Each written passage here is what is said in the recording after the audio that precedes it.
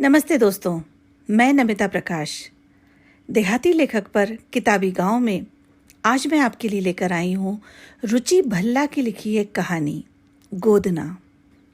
रुचि भल्ला मूलतः कवयित्री हैं, लेकिन डायरी लेखन उनकी प्रिय विधा है और इसमें उनको महारत हासिल है। इसके अलावा इनकी कहानियों की खासियत ये है कि ये कहानियाँ और इनके किरदार ऐसा लगता है हमारे आसपास ही कहीं घूम रहे हैं। तो शुरू करती हूँ कहानी गोदना। सोनवड़ी छोटा सा गांव है। फलटन तहसील का ये गांव कुल जमा 270 घरों से मिलकर बना है। यहाँ एक नहर, एक मंदिर, एक मस्जिद, 1000 खेत, गिनकर मवेशी और तारे भर आसमान पक्षी हैं।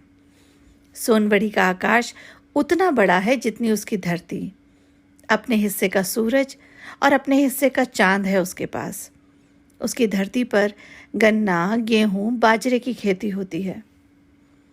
कीकर के झाड़ों से घिरा ये गांव ऐसा लगता है जैसे कीकर के कारण ही सुरक्षित है। गांव में बहती नहर को जब मैंने देखा, स्त्रियों की टोली घर भर के कपड़े धोने में व्यस्त थी। हर कोई अपने अपने काम कर रहा था। उस टोली में एक चेहरा मुझे जाना पहचाना सा लगा, कुछ अलग सा था।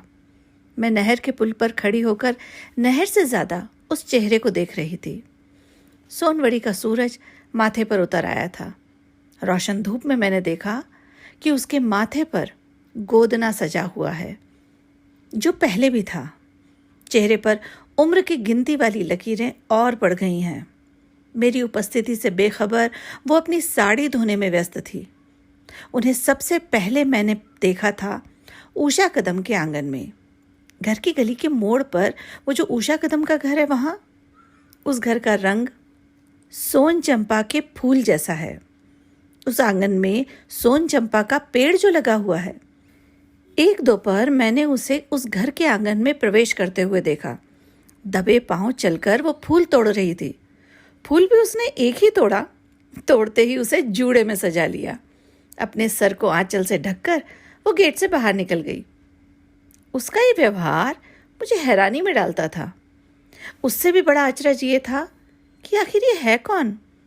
उषा कदम से इसका कोई नाता है क्या? इसे पहले तो कभी नहीं देखा।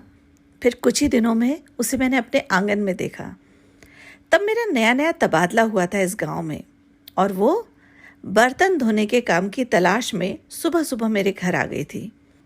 उससे मेरी मुलाकात तो फलटन में हुई थी, लेकिन वो पैसे कमाने के लिए आई थी और फिर सोनवड़ी गांव लौट गई। वो गांव जो उसके लौटने की राह देख रहा था।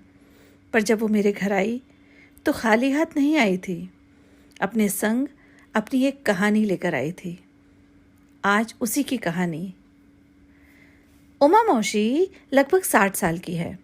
गहरी सांझ का सा उनका रंग है। माथे पर गोदना है। काले बाल कसे जूड़े में बंधे रहते हैं हरदम। इकहरी काया तो नहीं, लेकिन सामर्थ्य से अधिक काम करने वाला तनमन है उनका। चेहरा ऐसा कि आप उनसे बात करते रहें और बदले में पाते रहेंगे उनके चेहरे पर आते जाते 9 रस। सारे रस, करुण, वीर, वात्सल्य, रौद्र।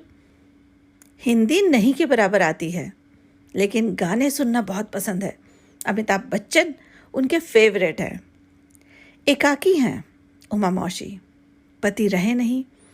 बच्चों की आस में पति ने 3 ब्याह किए, पर संतान सुख से वंचित रहे। उमा तीसरे नंबर की ब्याहता रहीं। उनके पति की दूसरी पत्नी उमा की बड़ी बहन थी। मायके पर जोर डालकर पति के लिए छोटी बहन उमा को अपने ससुराल ले आई।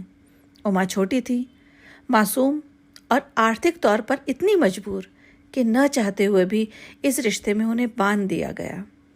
पति से सुख यही मिला कि नशा लॉटरी में पति ने सब कुछ गंवा दिया, यहाँ तक कि खुद को भी। पति के न रहने पर उन्हें साफ सफाई, बर्तन धोने का काम अपने हाथ में लेना पड़ा। काम पर जब पहले दिन मेरे यहाँ आई तो आते ही बोली, मुझे अम्मा नहीं मौसी सांगा, यानी मुझे मौसी कहकर पुकारो। जब भी काम पर आती और मुझे रसोई में खड़ा देखती तो पास आकर अपनी एक उंगली मेरे गाल पर धर देती। स्पर्शपौन से मुखर होता। सब कह जाता। उनकी एक उंगली का प्रेम भरा स्पर्श दिल की भीतरी तहों में उतरने लगा। मेरे पास खड़े होकर बातों बातों में छोटी मोटी हिदायतें भी देती रहती। खांसी आने पर कहेंगी, दूध में हल्दी नमक डालकर पियो, खांसी जाएगी। अपना वजन संभालो। गर्म पानी में शहद डालकर पिया करो। चावल कम खाया करो। खाने में तेल कितना डालती हो, कम डाला करो। अरे पार्क में टहल आओ, घर के आंगन में ही टहल लो जाकर। और मुझे बीमार देखकर तुरंत मसालदानी से नमक निकालकर नज़र उतारने बैठ जाती।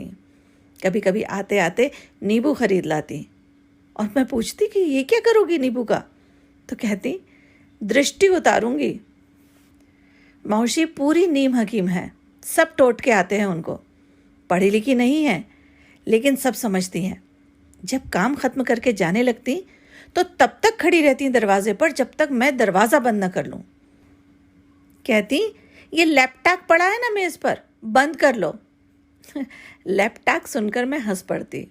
वो लैपटॉप को लैपटॉप कहा करती थी। वैसे बताओ मौसी, ये लैपटॉप क्या होता है? वो सोच विचार में पड़ जाती, जैसे गणित का कोई बहुत कठिन सा सवाल पूछ लिया हो। लेकिन अपने बुद्धि चातुर्य को इस्तेमाल करके बोलती, लैपटॉप से ये पता चलता है कौन कहाँ जाता है, कौन कहाँ से आता है। मैं समझ गई कि मौसी कहना चाह रही है इस डिब्बे में दुनिया की सारी जानकारी कैद है। मौसी की बहुत सारी बातें ऐसी होती थी जो मुझ में हैरत भर देती थी। बहुत सी बातें आदमी ऐसे ही सीख जाता है। आसपास की दुनिया को देखते हुए अनुभव बहुत कुछ सिखा जाते हैं। मंगलवार को उमा मौसी का व्रत होता है। शाम का काम निपटाकर जब वो घर जाने लगी तो बोल पड़ी, अब मुझे घर जाते हुए भाजी खरीद कर जाना है। आटा मल कर आई हूँ, घर जाकर उपवास का खाना बनाना है। सुनकर मैं बोल पड़ी, मौसी इतना काम करती हो, सारा दिन काम में निकल जाता है, पेट भर खाने को नहीं मिलता, तुम उपवास क्यों रखती हो?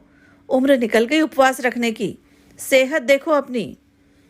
उमा मौसी आंखों पर हाथ रखकर बोली, उपवास रखना पड़ता है इन आंखों के लिए। मैंने कहा, आंखों के लिए उपवास? वो कैसे? उमा मौसी बोली, नहीं रखूंगी तो दृष्टि चली जाएगी मेरी, मुझे अंधा नहीं होना है, आंखों के साथ जीना और मरना है।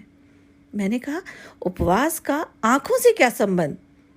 बल्कि तुम इस तरह भूखी रहोगी तो आंखें खो बैठोगी। ऐसा नहीं होगा, ऐसा नहीं होता है, मौसी बोली। नहीं, हमारे में ऐसा नहीं होता है, हमें उपवास रखना ही पड़ता है। हमारा देव गुस्सा हो जाएगा, हमारा देव बहुत कड़क है, कहकर मौसी अपने घर चली गई। मुझे सोच में डाल गई। कितना कठिन है सोच को बदल पाना, सोच जो बरसों से जम जाती है मन मस्तिष्क पर। बिल्कुल उमा मौसी के माथे के गोदने की तरह। तो ये थी रुचि भल्ला की लिखी कहानी गोदना। आपको ये कहानी कैसी लगी हमें कमेंट बॉक्स में ज़रूर बताइए। साथ ही यदि आप ग्रामीण परिवेश की कोई कहानी यहाँ सुनना चाहते हैं तो उसका नाम हमें ज़रूर बताइए। आपके सुझाव और फरमाइश का हमें इंतज़ार रहेगा। अगले गुरुवार मैं फिर आऊँगी किसी किताब या कहानी को लेकर। तब तक आप जुड़े रहिए हमारे पेज देहाती लेखक से और हमारा YouTube चैनल सब्सक्राइब करना ना भूलें।